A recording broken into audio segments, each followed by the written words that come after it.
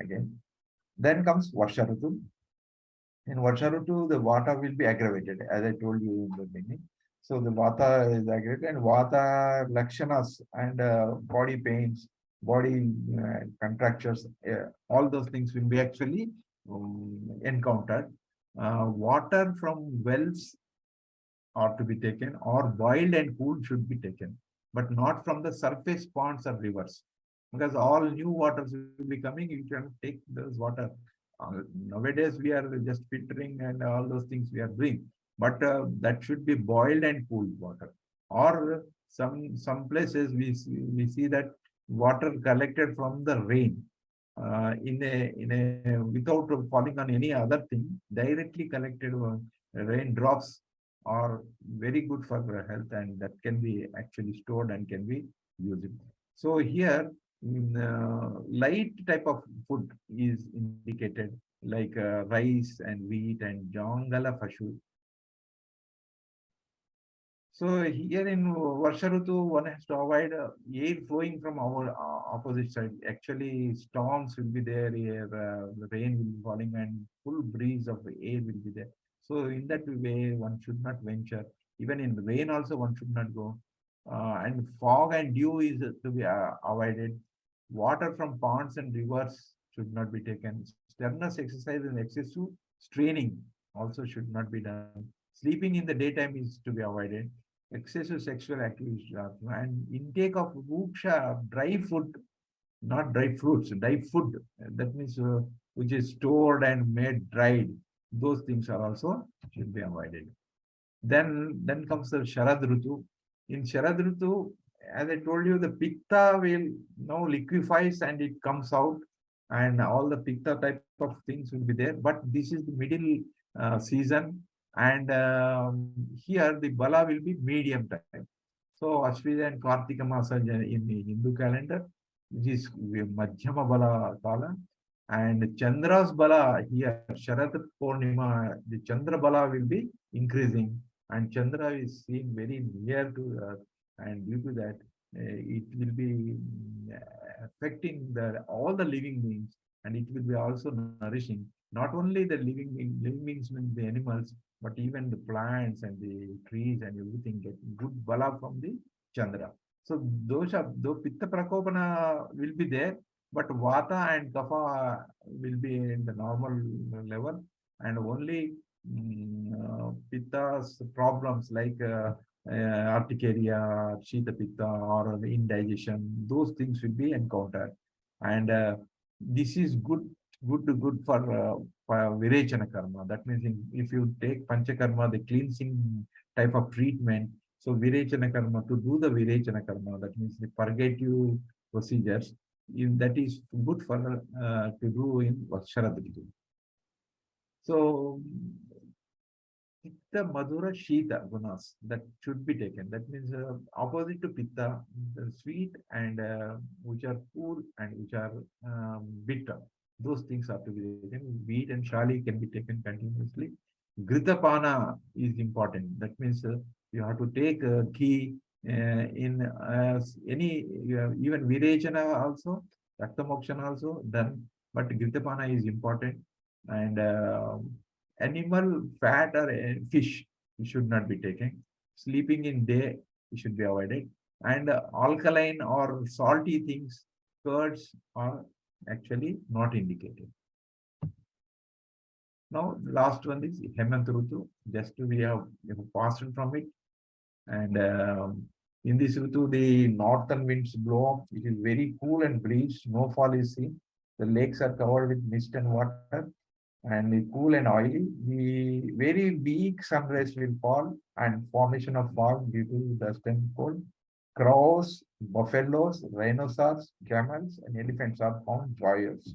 That means they enjoy this season because they may not feel that much cold as we feel. Trees like Punnaga, Rodra, Priyangu will bloom with flowering. Certain trees only bloom with flowering, but other things they will go. That is after fall. That's why everything is not blossoming, and that is about the Rutus. Actually, in Dinacharya and Rutucharya, this food is also here and there it is included. But specifically, we want to actually stress upon the type of food we have to take, and what is actually the effects of various seasons and various diurnal variations on food that we have to see. So, as I told in the beginning, that it is dependent on your quantity and quality. Matra Shitiyam, that is called. So, it depends upon the prakriti of individual and upon the season, this is kala or time, and upon the age of the person. The food is to be maintained or food is to be decided, the quantity or quality. The Jataragni, that is which we call digestive power, if that is tikshna, that means it is in full swing, and in people who are having pitta prakriti and the people who are in the middle age, they definitely they can consume much and they can have no problem after consuming sufficient quantity of the food. And as you see in Hemant Rutu and in Shishir Rutu, the Agni Bala is much more strong.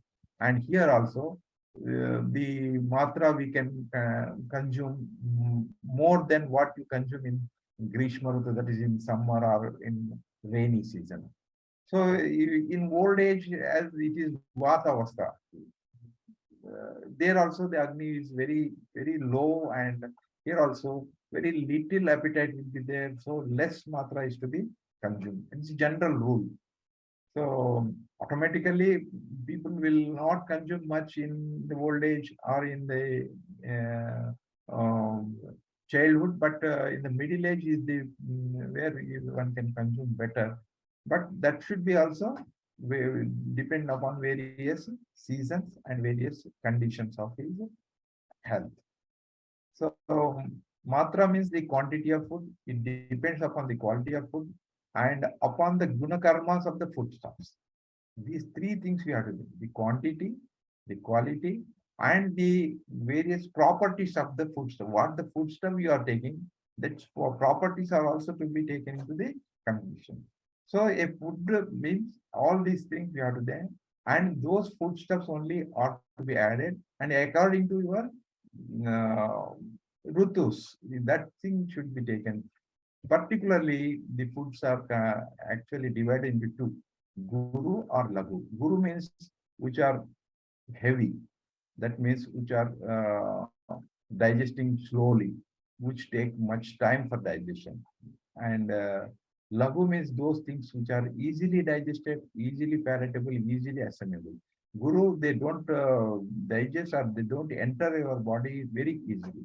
So that takes much more time for you.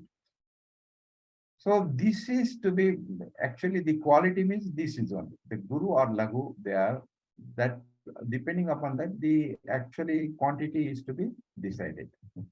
So Ahara Vidhi, in Ahara Vidhi, what is this Kala? First, where when you should take food shall be taken twice in a day. That is general rule. If you are going for 3 times a day, that's a different thing. But the general rule is 2 times a day, in the morning and in the evening. It should be taken only when the person feels hungry, that I have told already. Otherwise, when you are not hunger is not felt, then you should not take. And it should be Desha and Kala. Desha means the areas, certain cold countries and cold regions, there what should be taken, or in summer or in a hot country, what should be taken. So that also we should keep in mind, and then only. And Kala is, of course, just now we have discussed the Rutus. Accordingly, the food is to be uh, constituted. The food should be eaten in the personal place, not in the open. But nowadays it is a hotel culture, or even wherever we go, we can see. But that is a rule. One should be taking food in some personal place or in his family's place. where the family members are only. So it should be in presence of father, mother, and other dear ones. So along with them, it can be taken, but not in a street or wherever it is. So it should not be taken as a rule. How much we can manage, that is a different issue. So food should be taken twice in a day. Morning, the second prahara, between 10 a.m. to 1 p.m. And evening, as I told you, first prahara, that is 6 to 9 p.m. Between that only, the food is to be taken. So, as I told, what are lagu and what are gurus? A little survey on this. The rice and moong, green gram, they are very much lagu and easily digestible. So, even for kids also we give them. And certain foodstuffs are very like black gram and gingerly seeds, meat of the fish and other waterborne animals. They are very guru, not easily digestible. So lagu ahara you can take extra, and guru ahara you have to take little quantity. Before starting food, one should take a mixture of ardraka, ginger and saindavalana. This is a general practice in Indian households, particularly in Andhra and Maharashtra. So, it's not pickle. It is just a ginger and salt is mixed as a small ginger pieces. So that should be taken. It is a very good appetizer and very good, we can say, starter of the food. And after that, while eating, the food should be madhura, that is sweet food should be taken in the beginning. And in the middle, the other foodstuffs which are with amla and lavana and all those things taken. And lastly, you have to take very much pungent or very much astringent or kashayam. Kashayam laga any last to this. Tikta. Tikta is bitter. So this is a rule that to take first sweet, then salty and sour, and then remaining things. So the six tastes are there. The six tastes are taken, should be taken like in this order or in this fashion. The sweet fruits like dadima should be taken in the beginning, but bananas should be taken in the end of the food. See, there is also controversies between these two things. Dadima, though it is sour, but it should be taken in the beginning. Bananas are to be taken in the last. The order of intake, which is beginning the food, that is guru, that means which is very much heavy in digestion, that should be taken in the beginning, and ghee should be applied. Ghee here works as a soothing, as a lining, and as well as it also improvises the gastric juices to secrete properly. So heavy food is to be taken in the beginning, and that too added with ghee. In the middle, lagu and easily digestible food should be taken, and in the end, the liquids are to be taken. So in this order, we have to take food. So food which is very sticky or very hot and which is very much liquidified, that should not be taken. It should be really relevantly good thing, not very hot but not very cold also. So such a food we have to take. Very cool food, dried or dried food also not good because it diminishes the bala. Whereas very hot is also diminishes bala, but medium type that increases the bala of the agni. So food should not be taken very much fast. People there is no time and they eat very fast without churning and without swallowing properly. So that is also not good. And even food should not be taken very slow. That is also not good. To eat for 1 hour or 40 minutes like that is also not good. But proper churning and swallowing should be done. So what is Vishamasana? When there is food already taken in large quantity and alternatively a small quantity or irregularly or without time gap, if that is taken, that is called Vishamasana. Sometimes you take full stomach full of food and then again you need not take again the food, but there is some chance or you have to go to some party and it will again take after within 3 or 4 hours. So that will cause indigestion, and that is called Vishamasana. So improper quantities and improper qualities on and off you take, that will cause Mandagni, that is imbalance in Agni, digestive power, and that will cause many disorders. So here a picture which shows how they should be done. Solids are to be filled first. That means in the, this is stomach actually. The J shape is stomach where the food comes from here. And first you have to take solids like sabji, chapati, rice, and glutam that are to be taken. Then liquids and soups and other things have to be filled 25%. These 25% are to be kept empty for the gas and for other things which are actually moved here. It is not just you take and sleep. You have to walk for some 100 or 200 yards or 2 feet, and then you have to rest. Then only the food will be properly digested. Two parts of the stomach is filled with solid, one part is stomach filled with liquid, and one part is left empty for movement of the digestive juices and gases and everything. So the plates are also, but always many type of plates are available because gold and silver and bronze plates are, but iron plates are not that good.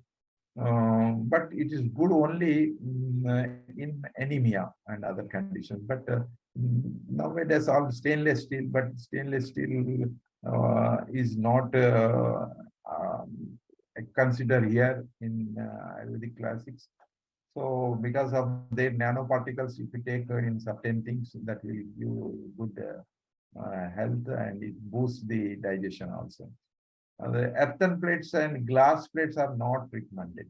Nowadays we have porcelain and glass and other things. They are very much inert and nothing will come from the plate. Only the food, whatever is served, that is to do something inside. So plates made from leaves are also good. So we generally take food in different leaves like banana leaves and these palasha leaves and other leaves. And that is good because some exchange of salts and exchange of ions will be there, and it is also works like kriminashana. That means it destroys the microbes. That's why food should be taken in the plates made from the leaves. So different foodstuffs and their properties. Because the wood once consumed, it goes inside and make the it becomes annarasa. Annarasa goes to form the rasadhatu, and from rasadhatu it becomes rakta, and rakta will nourishes the mamsa dhatu, that is the muscle, and like that, and after all the 7 dhatus will form. So it's a circular form. First you take food, and whatever the particles are there, that will become like annarasam, and the annarasa will go to the various tissues and various places where it nourishes and forms the other dhatus also.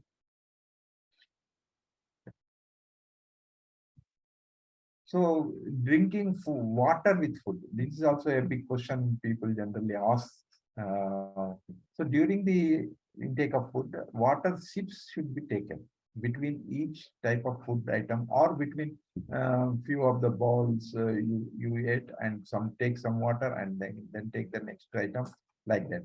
It will facilitate proper taste to each item, and also its digestion. Water in extra quantity during the intake of food is not recommended, because water goes, if you take full of water while eating, so it dilutes the digestive juices, and thereby there will be the food is not properly digested. And you can see that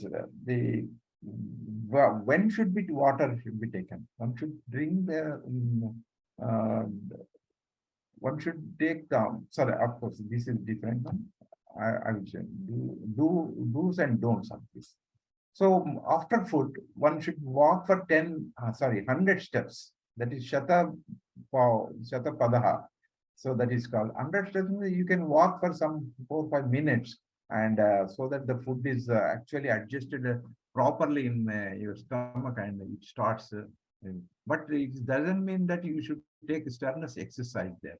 If the person sits after the intake of food, his abdomen will distend and his belly will be seen outside.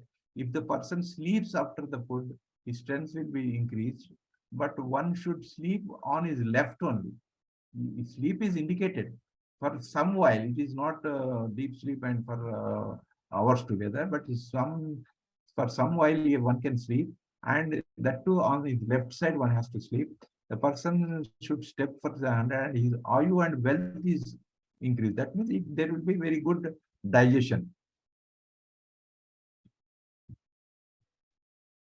So excessive sleeping and sitting for longer periods, that should be avoided. What should be avoided after food? Drinking large quantities of drinks or water, venturing in sunshine and sitting beside the fire, that is also not indicated. Taking up swimming and walking for long distance, riding on a horse or any other vehicle is also to be avoided immediately after taking the food. So, okay. I think we will stop here. After that, the properties of various foodstuffs, various non-vegetarian foodstuffs, and all those things are given. Thank you very much.